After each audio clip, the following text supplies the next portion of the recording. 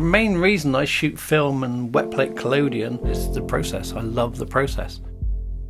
I love shooting on bits of tin and bits of glass, and it's sort of using, apart from the lights I use now, it's exactly the same process now with the same chemicals that they were doing in 1851. Anybody can go out with a digital camera and take 8,000 shots in an afternoon and find a good one. That's not really what I want to do, and I don't think you can replicate what you can get on film on digital. It's too immediate. There's a difference between making a photograph and taking a photograph. I like not knowing what you've got. I like the process of printing, and I just like the whole sort of romanticism of film, really. My interest in photography came from very young. My gran was a photographer. She was born in about 1912.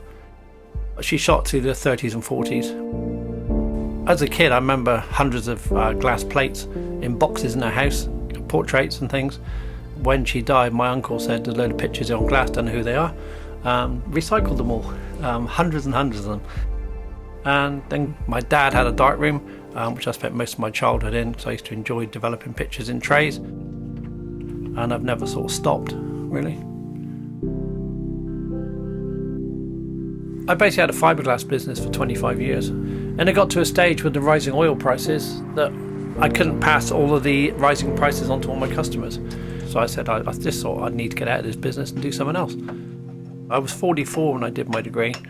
I think because I was older, all of the younger generation used to come up to me and say, how do I work this? How do I work that? So I sort of became like camera dad, because the old bloke will know how it works.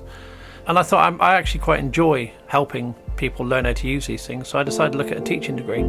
So after a year of working as a photographer, I took a teaching degree through Plymouth University, then got a placement at Cornwall College, where I've been for 6.5 years now, and I'm now the study program manager for photography there. Still teach, but also run the course as well. The Faces of Helston project is something I was due to start this year, but due to lockdown it couldn't go ahead. There's no real record of the people of Helston, and everybody's interested in old things, so I thought I'd sort of make a document of the people of Helston, and hopefully I can capture a selection of shop owners, people that have a connection to the town, and hopefully put that into a document which will be in the museum. And after that, if anybody wants to pick it up a couple of years later, bring it back to life, it can be a sort of an organic document that can go on for years. Part of the reason I do a lot of old processes with film and wet plate collodion is I don't want to see them disappear. I don't want to become obsolete, and 50 to 100 years down the line, I don't want to think that they've gone completely. I want the younger generation to be able to use those processes still.